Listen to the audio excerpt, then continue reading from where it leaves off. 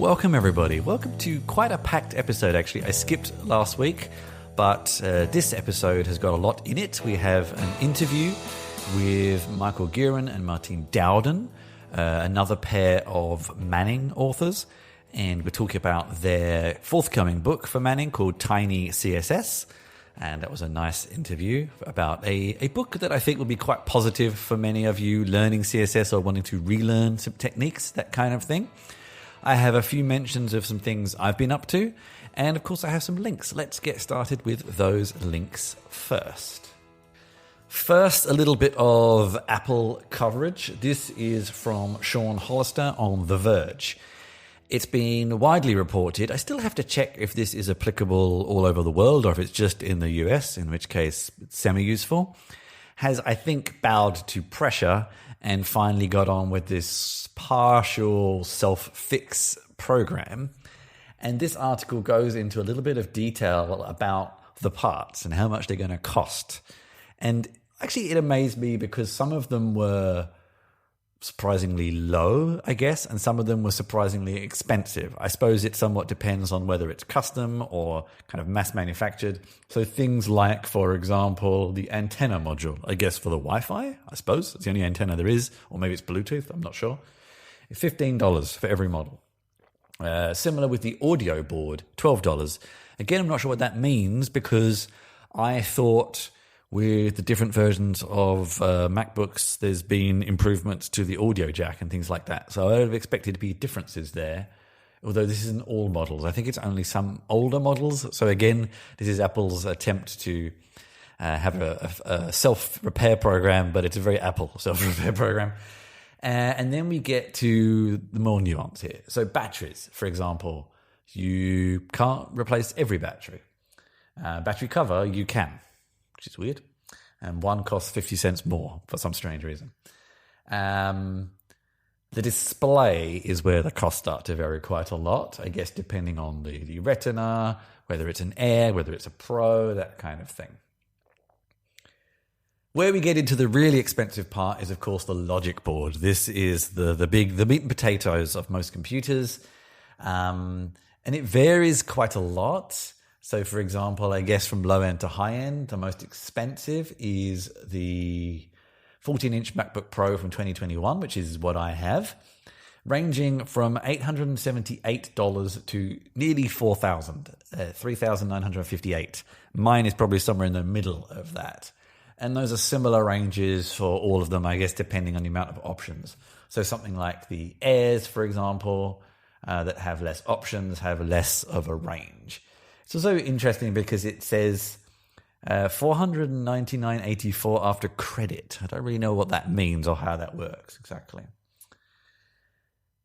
And then the other expensive parts are the top casing. A lot of the casing these days is all inclusive. You'll often find that if you damage a small thing, you have to replace the whole case. And that's basically the two main costs.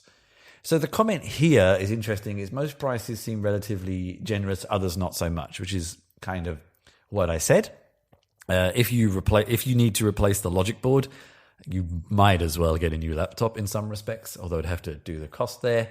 If you just need to replace the antenna, then great, $15, that's fine. This doesn't really go into any of the instructions on how it's done, of course. And how easy it is to replace these things. Maybe that $15 antenna is incredibly hard to replace. And there's another interesting one, like, for example, if you break a key on the keyboard, you have to get an entire new layout. You can't just get one. And let's dig a little bit into the motherboard, because that's where things get a bit more interesting, the logic board. So firstly, you can't upgrade it. You can't swap a lower end one for a higher end one, which seems odd. I don't really see why not. Maybe there's other reasons. And they incentivize you to return it. So this is where the voucher comes from. So actually, for a 16-inch MacBook Pro board, you will only end up paying $588. So I guess they have a way of repurposing them, repairing them maybe. Or maybe they recycled them somehow. Maybe those valuable metals inside end up being worth doing this for. So it's interesting as well. And then there's even prices for the tools. I think this was something that was mentioned when people were first testing this, how you get shipped this ridiculous toolbox that takes a long time and you have to send back, and there's all this shipping, and you really get to this point where it's like, is this worth it for Apple? But whatever, that's fine. And it's a rental, $49 for that. So I hope I never have to test this. I haven't really needed to repair any aspect of a MacBook for some time, not since probably the keyboard, old Butterfly keyboards, the first generation Butterfly keyboards, where I just got the whole thing replaced for free, of course. That's the only time I've had to have anything repaired in quite some time. So hopefully I will never need to test this. And but there's a little bit of interesting there, and it's, I guess the TLDR is it's not as bad as you may think. Another little bit of Apple news here. This is coming back to a series of posts written by someone I've mentioned a few times on the podcast now, the Eclectic Light Company. He actually published a whole series of blog posts recently, which fed very nicely into the Virtual Buddy video I made recently, which I think I told you all about how virtualization works on Apple Silicon Macs. This is generally around virtualizing for macOS virtual machines, so for testing and things like that. Something like Parallels definitely does both, and I use Parallels for Windows machines definitely. But Virtual Buddy, in fact, he goes through a lot of the options here. Virtual Buddy, UTM, Viable, even VMware Fusion, largely for macOS images. So for testing betas, if you're a developer, etc., these sorts of things. But new frameworks inside Monterey and Big Sur have made this easier, which is, I guess, why there's now this proliferation of these tools. And in quote marks, in very large quote marks, they're relatively easy to develop, I suppose, is the argument here. So yeah, there's a lot of discussion around how the file formats work, how the underlying infrastructure works, how they compare, all these sorts of things. So this is a topic I really love to find out more about, and I wish I'd known more about it before I made the video. And actually, I left a comment on the post and he mentioned this. But if that also interests you, and why should it not, then go and take a look. And finally, this is an article from MIT Technology Review from Clive Thompson. It's actually from nearly a year ago, but it's come up recently, I think, because the company have been heavily crippled by the supply line issues, and thus, because they're such a fundamental part of the supply process themselves, this, I think, just news about them has resurfaced. So this is called Inside the Machine That Saved Moore's Law. The Dutch firm, it's nice that it's not in America or Asia, ASML spent $9 billion and 17 years developing a way to keep making denser computer chips and get around this kind of Moore's Law issue that has popped up over the past few years, where for various sort of thermal, physical, chemical reasons, it's almost impossible to build anything that can go higher than what we have now. And there've been alternative methods have been needed, and this is a machine that does that. So they actually do have a factory in the States as well, and this is where the interview comes from. One machine can cost $180 million, and companies like Intel and TSMC buy them. Each machine is assembled in the Netherlands. It's the size of a small bus. And what it does is it, in a very overarching way, it blasts molten drops of tin with lasers 50,000 times a second. And it takes 4 747s to ship one to a customer. You can start to see where these prices are. I've actually been reading a book recently called When Wizards Stay Up Late, which is about the creation of ARPANET, the precursor to the internet. And it's somewhat similar in they often had like babysitters on planes with the machines that were set up as the initial node in that network. And they were very, if you think of a rugged laptop these days, these things were like, that could withstand bomb damage, which was kind of the point. And there's some wonderful photos and wonderful descriptions here of how it all works. And you can see this machine, it does even have wheels from the looks of it.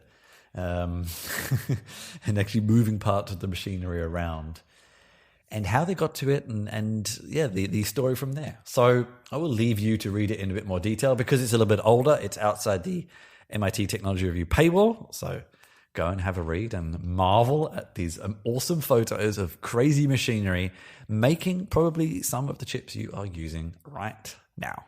Now I'm going to move into something a little different. People have asked me many times to look at software products, even some hardware products that relate to technology, but generally not much else. That's kind of what I tend to cover. But I actually got sent something else to test, which I'm going to cover. It's been quite busy for me the past few months and probably the next couple of weeks as well.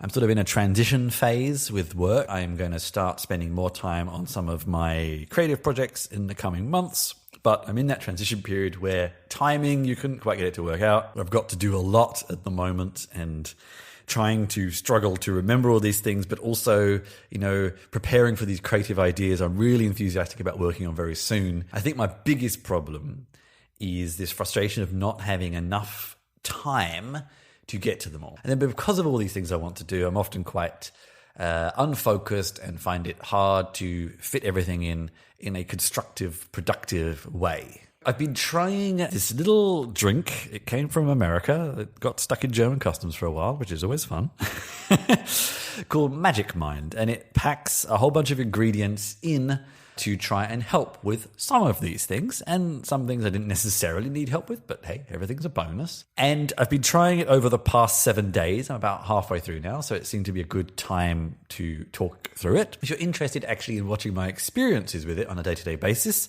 I'm also putting together a video on YouTube, on my YouTube channel. I have been a lot more...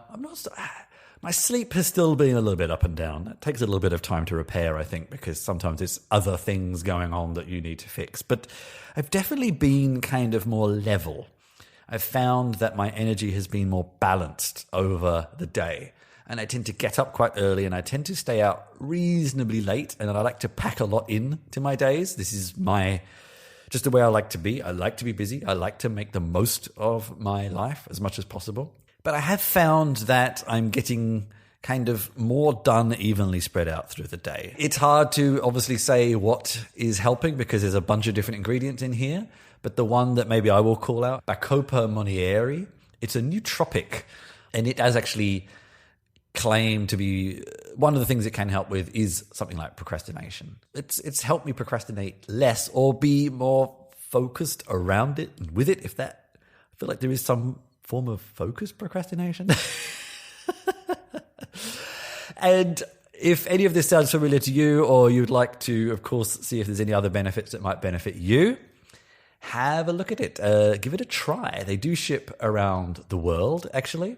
I have a couple of discount codes you can try if that interests you. So for the next 10 days after the release of this episode, you can get 40% off a subscription at a special link I have, which is magicmind.co/chinchilla, ChinChilla, or you can get a 20% discount on any single purchase with the code chinchilla20, ChinChilla 20, number 20. And I will report back on sort of the end of my experiences with it next episode, and watch out for that video too. And now to my interview with Michael Guerin and Martine Dowden and their forthcoming book from Manning, Tiny CSS Projects. So I'm Martine Dowden. I'm a UX UI developer by trade. I'm now the CTO for Andromeda Galactic Solutions, and I've been doing this for a while now. And CSS is probably my favorite coding language. Okay. Yep. And so I'm Mike, UX sort of front end developer, living in Wales in the UK.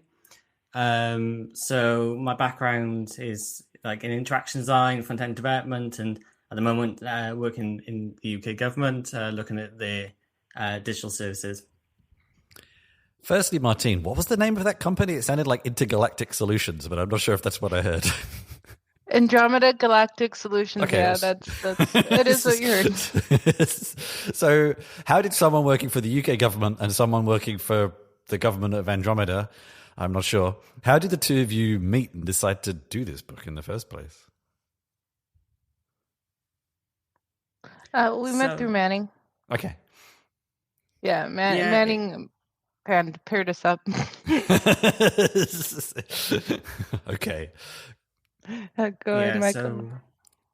Yeah, basically the idea of the book. I initially started writing about the book. We went working with Manning. We were kind of planning our chapters, and we started writing some of the chapters. And Martine was kind of working on a separate project with Manning, and Manning just thought, "Hang on a minute, we got kind of two similar projects going on here. Can we kind of do a collaboration for the Tiny CSS Projects book?" And I think it's gone really well so far. We're coming in from different perspectives, as you sort of mentioned, that we've got two completely different backgrounds, but I think that's lending itself well to this book. Okay.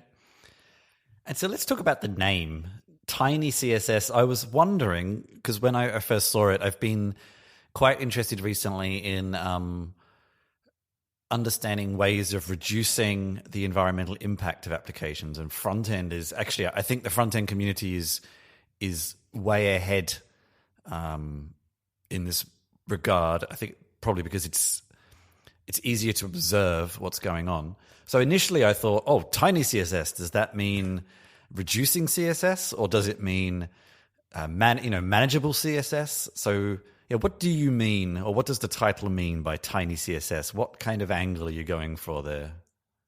So the concept of the book is quite a nice, simple proposition in the sense that each chapter has got its own individual project.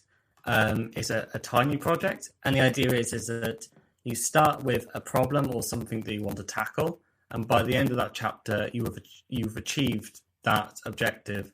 And then by going through each chapter, you're not only just building these tiny projects, you're also learning CSS in the background.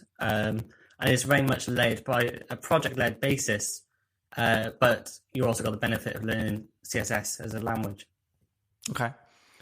So tiny in this case is manageable. What's the actionable, manageable, all the apples projects to learn techniques from? Yeah? Okay. And where do you think people reading the book would be at in their CSS experience career? Is this for beginners, intermediate, advanced, or across the board? I think this is one of the trickier things that we had conversations with is CSS can be a useful language for so many different people. A back-end developer might need to sort of dip into CSS to make front-end changes. Someone who's new to front-end development is kind of an essential language for them to pick up. And how we kind of landed our thoughts on this was that it's a bit for everything. If you want, in that sense that you could be a new person to CSS, and this could be a nice introduction to that because it's got that tiny approach. But at the same time, it's also suitable for those developers who kind of dip into CSS as well. When it came to picking the projects, how did you decide what to pick? CSS is a big topic. It's been with us for some time. It's always changing. So how did the two of you decide what you were going to choose for those 12 projects? Martine, would you like to go first? Sure. I think there's some level of we tried to balance the fundamentals that you had, like things that if you're going to write CSS that you probably are going to need at some point. And then things that are really commonly used, and then things that are tricky and you wouldn't or that obscure helpful thing. So when you take all three of those, it's coming up with projects that are day in, day out, things you would see in the wild, that you would come up against in the wild, that you would actually do. And then figuring out how to work in the helpful things and the core fundamentals in there, as well as those little tidbits of, it's actually super easy to do this. Here's the 2.5 lines of code you'll need, right? Okay. Yeah. Were there any disagreements between topics? No, not really. There's a couple of chapters we went round and round as to how to put it together, in terms of which concept would be best suited, but for the most part, not really. And as two people who have not really worked together before, have you just basically taken a chapter each, or have you collaborated on chapters? Pretty much. So that's the approach we've gone for, is that Martine is tackling 6 chapters. I'm also tackling the other 6 chapters, a nice fair split in that way. But then we're kind of making sure we got that consistency across the book. So once we've kind of written like a first draft version, we're just like, hey, can you just go and kind of check in and have a little look at this? And I think that's just like an amazing feat of technology in that sense, that Martine's over in America, I'm over in the UK. We've been using Slack and Google Docs and all of those sort of things just to help us with that collaboration. And what did you decide? CSS, CSS is one of these technologies I already said it's been around for a while. I think I remember when it came out. That's how long I've been dabbling in web technologies. And to many in the front end community, it's almost, they almost don't touch it anymore. They're using different levels of abstraction to do CSS, you know. So what did you decide to leave out? What could you have done that you decided doesn't really suit the topic, or there's too many levels of abstraction, or et cetera, et cetera? Oh, we went down to the bare bones. We went back to pure old plain CSS, which is not like it would. A lot of times today, you'll be using either Sass or less, or whatever. Pick your, or you'll be using Tailwinds or materials, or and then there's all those layers on top. We went down to the bare bones CSS because if we went from the principle that if you understand CSS, you can build and abstract to any of those layers.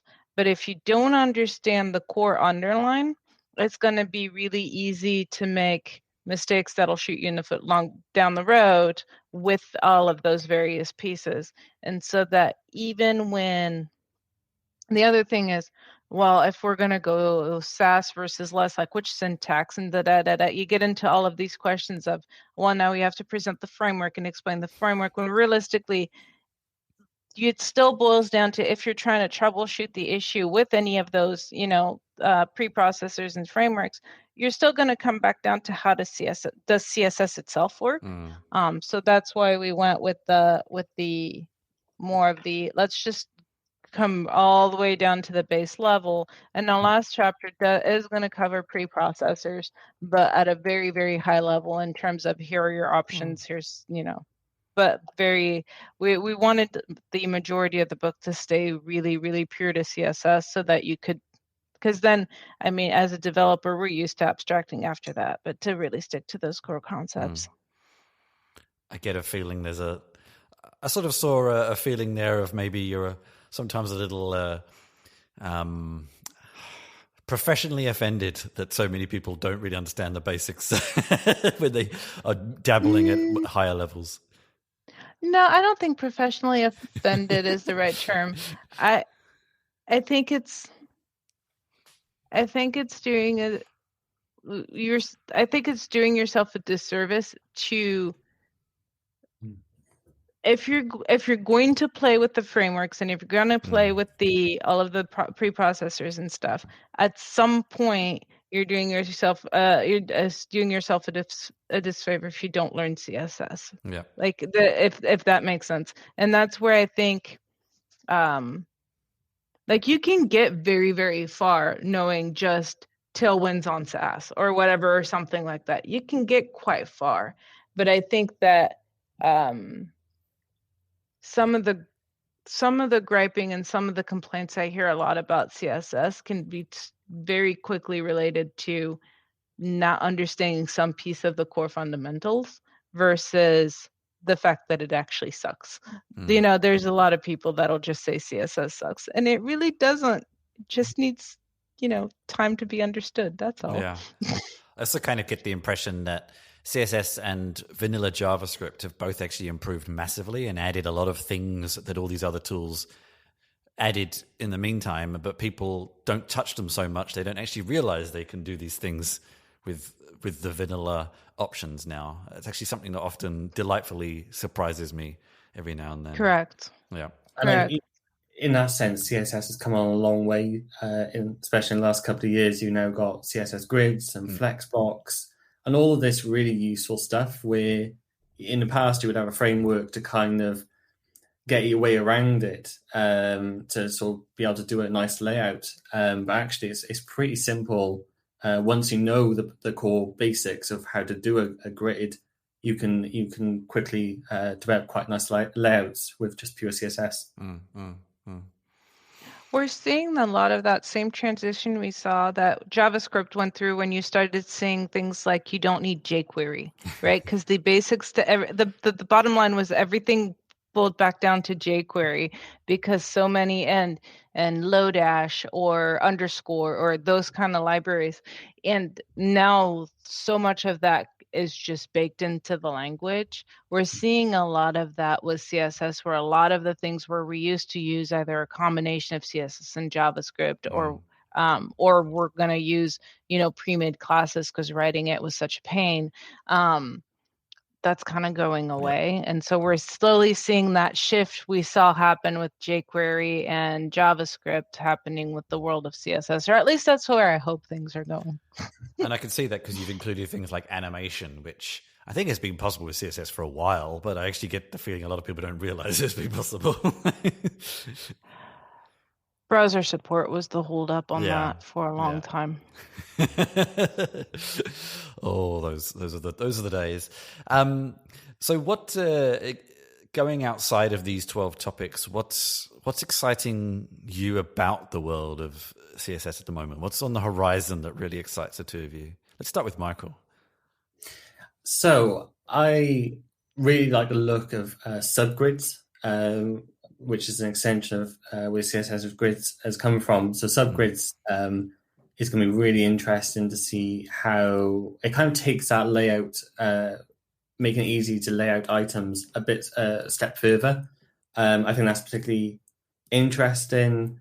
I'm looking forward to also like CSS variables. I think that's quite an interesting topic. And that kind of goes into like Sass and all of those ones where you can start to create variables that you can reuse through your CSS. And there's a whole area around there. And I think the third thing I'm looking forward to seeing a bit more is like functions. So we start to see things like the ability to functions and colors. It looks those are the two areas I think are looking quite interesting. The idea of using a function to like improve the contrast or to do those sort of things, which wasn't possible that long ago, but actually is starting to look more and more like a thing that is going to come about quite quickly.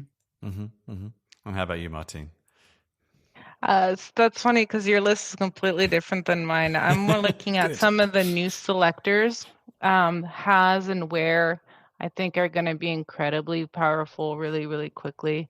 And then things like we may actually be getting a lost of line. I was just following a thread about that, which would be super cool. So a lot of the new selectors that just allow for a lot more complex things, I think will be super cool. And then some of the improvements that have been done on forms and just what you can do with styling forms, because they're everywhere. I mean, absolutely bloody everywhere. So I think that one is those are interesting to me because when's the last time I wrote a website or an application that did not have at least one, right? If nothing else, it's got a contact form. I can't remember who wrote this, but there was a blog post recently from someone saying that the form killed the internet. It basically turned it into being e-commerce everywhere and this kind of thing. I can't remember where I read it. It was quite a recent blog post, if you can find it. But do you worry that with these extra things getting added in and it's starting to become more like some of those frameworks that the barrier to entry is going to be too complicated, or are those basics still there as well? I mean, unlike Java, okay, if we look at Angular, or the progression of Angular from Angular JS to today, it's radically changed, right? And it's what the code that you would have written in Angular JS wouldn't work in an Angular application today. And CSS doesn't have that problem. The code we wrote 10 years ago still works and would still work. Now we have access to a bunch more stuff, but you can still write a float and it'll still just work just fine. You could still technically, although not advisable, lay something out in a table with spacer images, and it will still beautifully work, right? So I think it's one of those where the barrier to entry is kind of still the same it always was. The only difference is that there's more to pick from and get confused by and overwhelmed by more than anything else. But like it's still the same thing. It's still the same, like the core principles of selectors, those are still the same. Inheritance is still the same. All of those, insert CSS word soup here, those things are still the same, right? So I don't think it's that. I think it's going to be the same problem it's always been. And I think we're going to see this more of the same problems we've always had is how do you select the right thing at the right time and don't resort to important. It's still going to be the same old battle. How about you, Michael?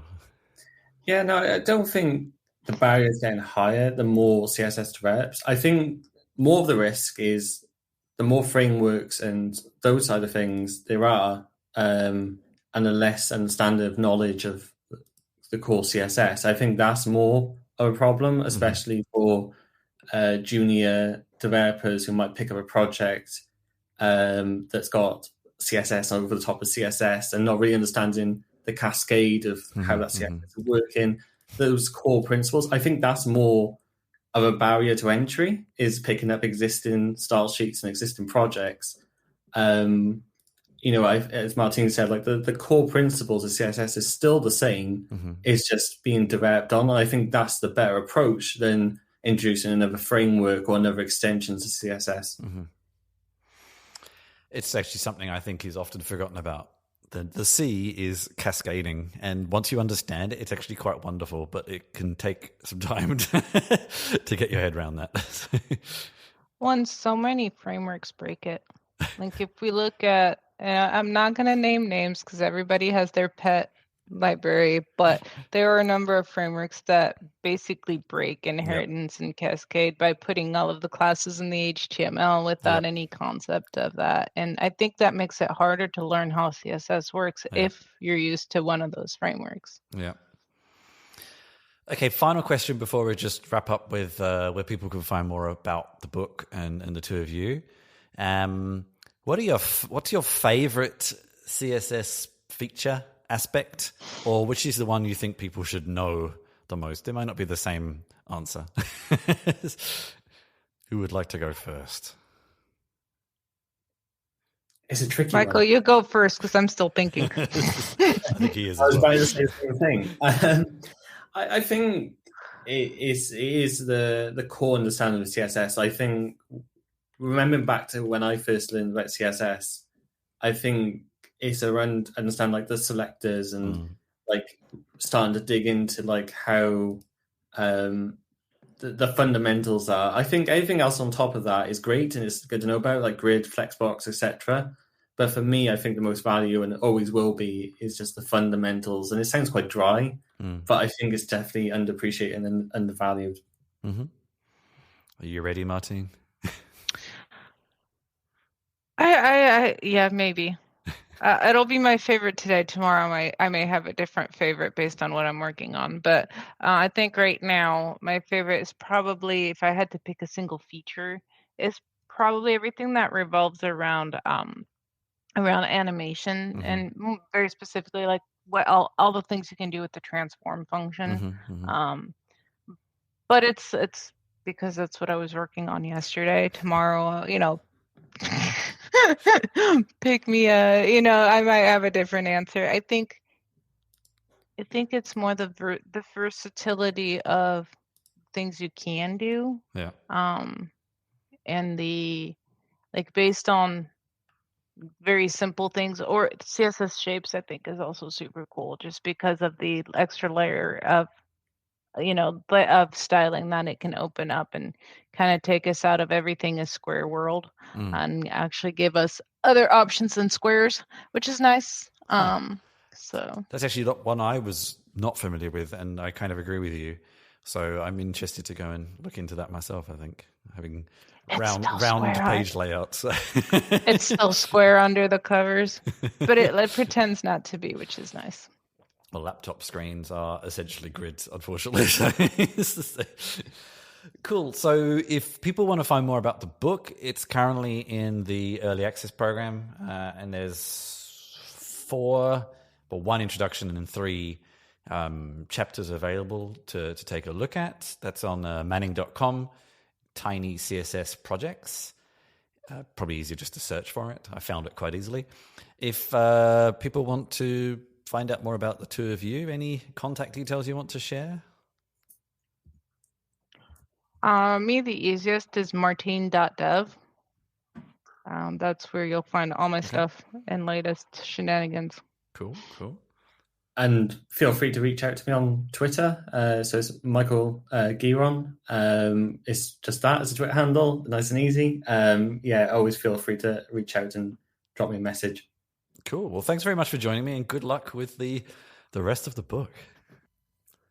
And that was my interview with Michael and Martine and their forthcoming book.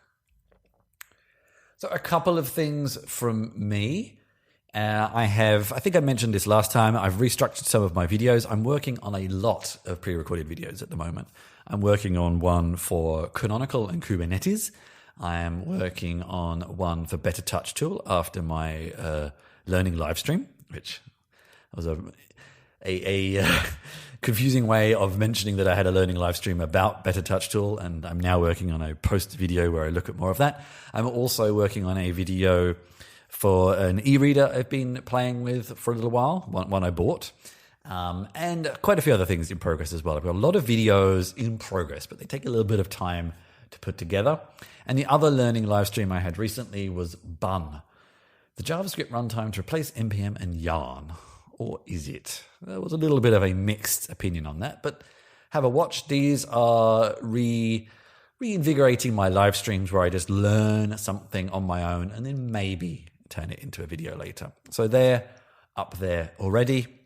And I think that's going to be it from me for now. I keep promising lots of things coming soon. And this connects a little bit to what I said earlier about getting to a point where I'm going to change what I'm doing a little bit and have a bit more time for some other projects and some creative projects especially. So a lot of things that are very close to completion will get completed very quickly soon. TM. But until then, thank you very much for joining me. And I'll see you on the next show. Thanks for joining me, everybody. I hope you enjoyed the show. Find out more about me at chrischinchilla.com, where you can find show notes, sign up for my newsletter, and find all of my writing, games, work, and video links. There's also details on how to get in touch with me. And if you want to get even closer to what I do, join my Discord server for behind-the-scenes discussions and helping me produce my shows and work.